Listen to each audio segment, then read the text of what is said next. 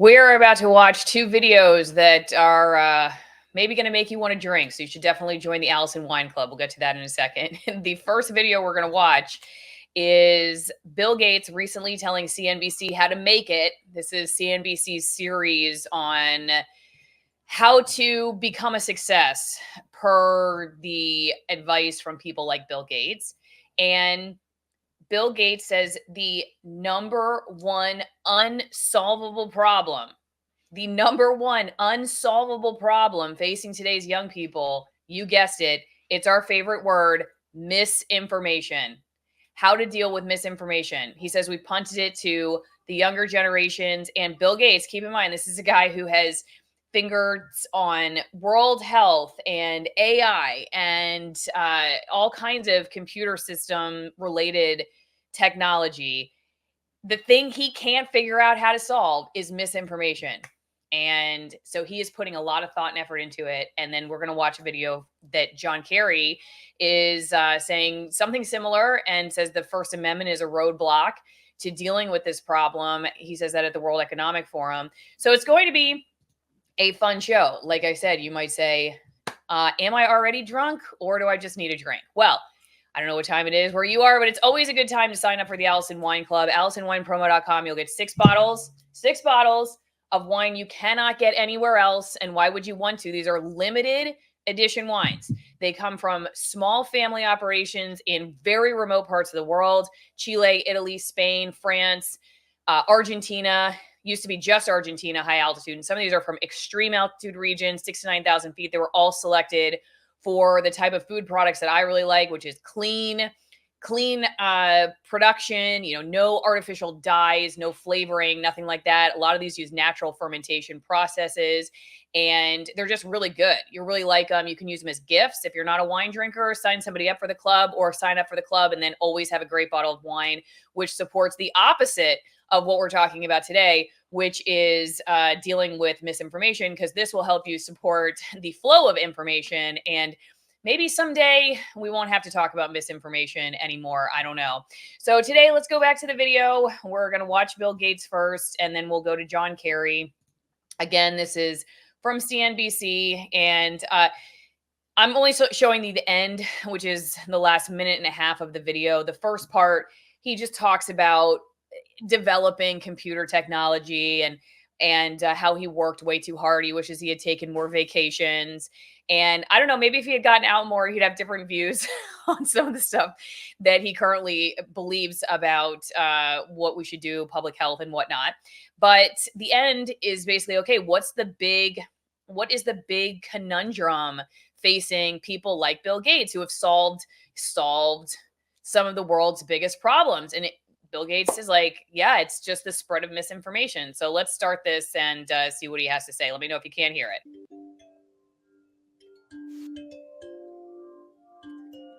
Okay, and it says, right, Bill Gates has a lot of time and money trying to help solve the world's major problems, but there is one major problem he can't figure out. I a little bit had to punt. I'm going to go back just a little bit so you can hear, because I was kind of talking over him. Hang on. Okay, let's try it right here. One where I a little bit had to punt and say, okay, we've handed this problem to the younger generation. My naivete. He's talking about misinformation. If you didn't hear that word, he's saying misinformation is this problem we've punted to the younger generations. Okay. That when we made information available, that people would want correct information. Okay, so he says, yeah, when he just was naive and thought when we opened this information, we just assumed naively they would want correct information. And really, he's going to about to say, like, that's not true. People don't want correct information as defined by Bill Gates. See this? It says he's been the subject of many online conspiracy theories. Even his daughter has been the victim of online misinformation. My daughter talk about how she'd been harassed online and how her friends experienced that quite a bit. Brought that into focus in a way that I hadn't thought about before. We have contexts where we want correct information, like hopefully when we want medical advice. But then we kind of like in our, community and enclave, having shared views that, kind of pull us together. we should have free Yeah, it says speech, Bill but if Gates you're isn't sure inciting violence, if you're how to stop misinformation. So he's going to keep going and tell us about causing that. people not to take vaccines, Okay, wait, you that know, was the most where important part. Hang on, I got to scroll back. So give me 1 second. Had a producer walk in.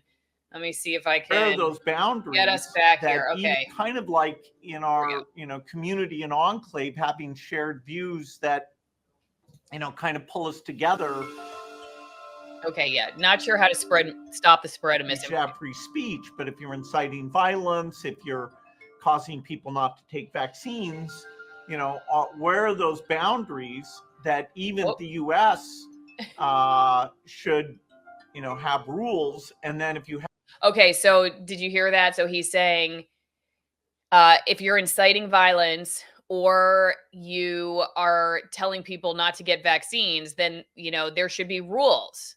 So first off, he compares inciting violence to dissuading people from vaccination, which is interesting. And then also, yeah, in the US, we should have rules. And then he's like, what should those rules be? And then he's about to tell you that AI should pick up on it. Because look, once the misinformation's out there, if it takes a day to get rid of it, then we're screwed because the damage has already been done. So basically, we're going to have this world where computers, which, given my situation on YouTube, for instance, they have kicked me out of my channel multiple times based on what the computer has picked up on. And then when I can get a human to look at it, honestly, most of the time they've been like, okay, yeah, you're right. So, but Bill thinks that we can just have computers decide what's misinformation, and even like who decides what tells a computer what's misinformation. He would tell you that anything that dissuades people from vaccination, that the way he sees it, is misinformation. So anyway, let's watch the rest of this. have rules, what is it? Is there some AI that encodes those rules? Because you have billions of activity, and if you catch it a day later, the harm is done. Okay, so that's how to make it the world according to Bill Gates. Where are those boundaries that even the U.S.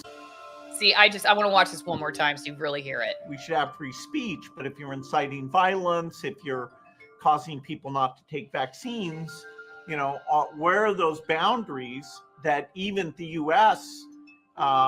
Should, have rules? And then if you have rules, what is it? Is there some AI that encodes those rules? Because you have billions of activity, and if you catch it a day later, the harm is done. He genuinely wants more rules. He doesn't specifically bring up the First Amendment, but he says even in the United States, which we know what that means. It's like even in a place that has a constitution that protects free speech, we really need to have rules. And so we're going to see John Kerry basically, say something kind of similar.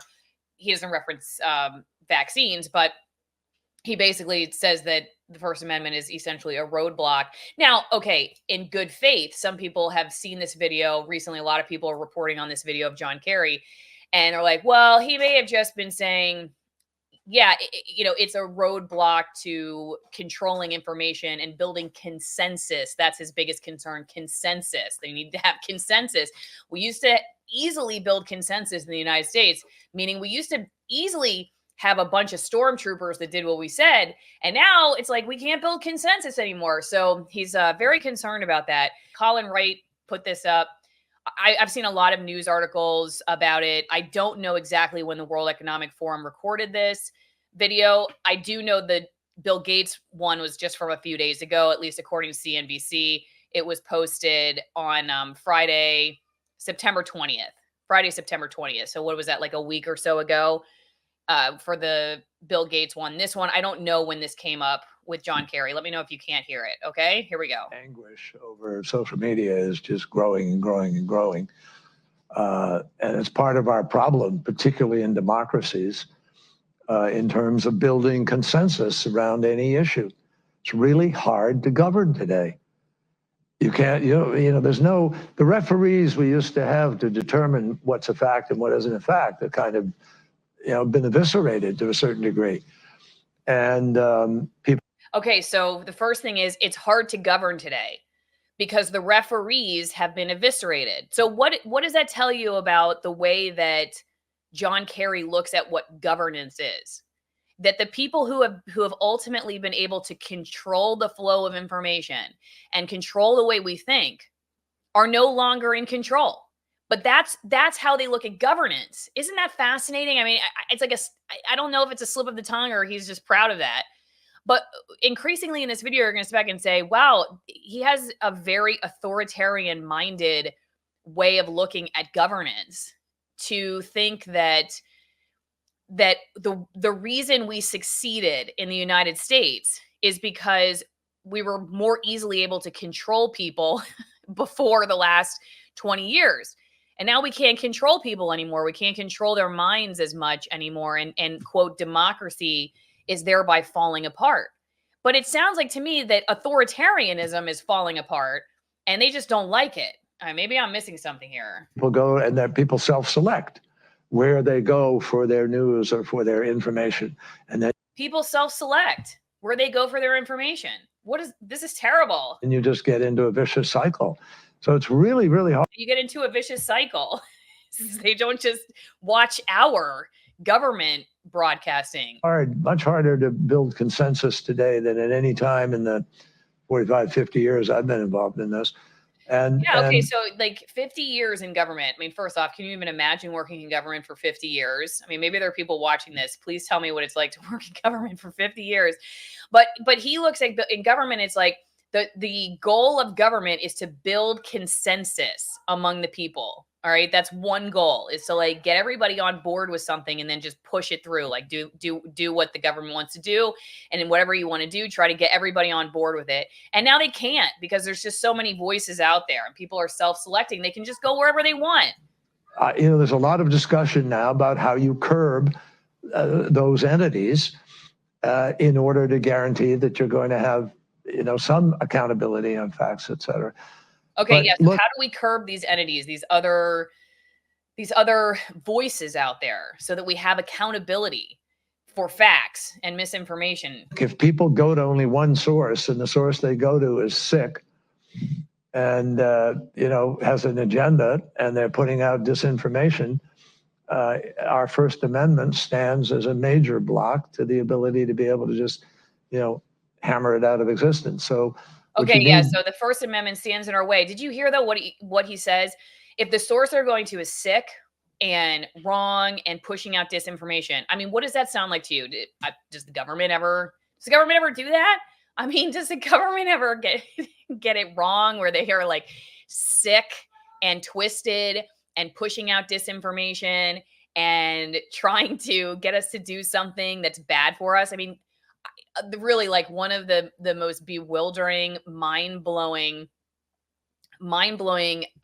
phenomena that I have come across covering censorship for the last 4 years has been just really wondering, like, is this delusion on the part of people who are all about censorship? Is it delusion that they think the government never gets it wrong? Or I just don't get it, because they're able to see that they wouldn't want someone like Trump to have the power to determine what is misinformation, right? I think they would all be like, no, you can't let Trump determine what is misinformation, because that guy lies all the time. But us, yeah, we should. And I mean, do they really think that it's like people like me that are the biggest threat to, quote, democracy, when we allow doctors and scientists, for instance, over the last few years that have differing opinions from the CDC, when we allow those people to speak, that's a threat to democracy and their ability to build consensus? It's not them and their multi-billion-dollar budgets for propaganda, trying to get people to do what they want, and then everyone loses their jobs over it because they push this narrative that's not true. Do they ever think that they're accountable to the rules that they want, that they would be held accountable, that they would have to face the consequences? I don't think so. I don't think Bill Gates thinks he's going to face any consequences for spreading misinformation. I don't think John Kerry does either. What we need is to win the ground, win the right to govern by hopefully having, winning enough votes that you're free to be able to implement change. Now, obviously, there are some people in our country who are prepared to implement change in other ways.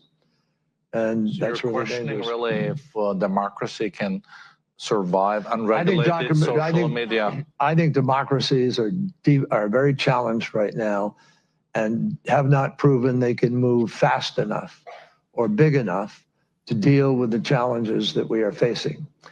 Okay, what I think he really means is that democracies don't give us enough control to to to force a particular policy or to force our agenda on people, and we're not able to keep up with some of the new worlds of freedom that people have found. And what we need is more frankly authoritarian control. I mean, that's what he's saying. It's like democracy doesn't give us enough control and we can't keep up. We need more control. And to me, that is part of what this race, this election is all about. Will we break the fever in the United States? Okay, and then so all of a sudden, and then the Harris-Walz administration is the answer to it. They're going to break the fever for what? For misinformation and being able to control people. So yeah, all right. So there's that. Okay, well, what do you guys think? I'm curious to know what everybody thinks about these two videos. It seems pretty obvious that the First Amendment is now on the radar for people in power. So make sure you're supporting your favorite online alternative media content providers, honestly, because it's a great way to just keep fighting back. I mean, it's one of the only ways to keep fighting back, just keep the information going, keep talking. If you're somebody who wants a great product for your teeth, for instance, and you want to support my show too, go to greenpasture.org, use promo code Allison at checkout. Check out the fermented cod liver oil concentrated butter oil blend. My dad was on the show last week talking about the hurricane, and even without power and internet and an inch of water in his house, he was still taking 2 teaspoons of this a day. It's a great product. He actually talked about healing his need for a root canal naturally by taking this every day. I used to get cavities all the time and take this now. I have been for over a decade. I use the cinnamon tingle flavor. It's fermented cod liver oil. So it's fermented, more bioavailable for your body to absorb it. And then it's mixed with a high vitamin D butter oil. So it's just supercharged vitamin D, omega-3s. It's just a really great product for all kinds of things like autoimmune issues, like I said, dental. I mean, it's just a great product for any dental issues you have, but also just boost your immune system. So, whatever it is that you're dealing with, this is just a great product to take every day. It's, again, at greenpasture.org, promo code Allison at checkout. And then don't forget also, you can send me mail, P.O. Box 3355, Denellen, Florida, 34432. I love getting everybody's notes of encouragement. You can send donations to the show and just love hearing from everybody. If you want to join my editorial board, you can do that at AllisonMorrow.locals.com. AllisonMorrow.locals.com. It's a great way to put in questions ahead of time for interviews. We're not just shifting from talking about misinformation, which we have been talking about for several years now. This is not a new conversation, obviously, but coming after the First Amendment, seeing the First Amendment as something that's very dangerous for democracy. And then I can see the public brainwashing that's happening right now. I can see it the way it started to happen during COVID. For instance, remember during COVID, there was a lot of this emotional messaging about killing grandma, do it for your friends, do it for your elderly parents or this person, be a team player, And who cares about the science of the vaccine? Just be a team player and don't listen to the naysayers. And it's kind of becoming similar with the First Amendment discussion. Another emotional, non-fact-based message about it, and that is that it stands in our way of consensus or progress or building democracy. And I don't know where this is going, but it's ramping up. It is ramping up, not just talking about misinformation, but targeting the First Amendment specifically. So it'll be very interesting to see what happens in the years to come. I really appreciate everybody who supports the show. Have a great rest of your day. I will see you next time.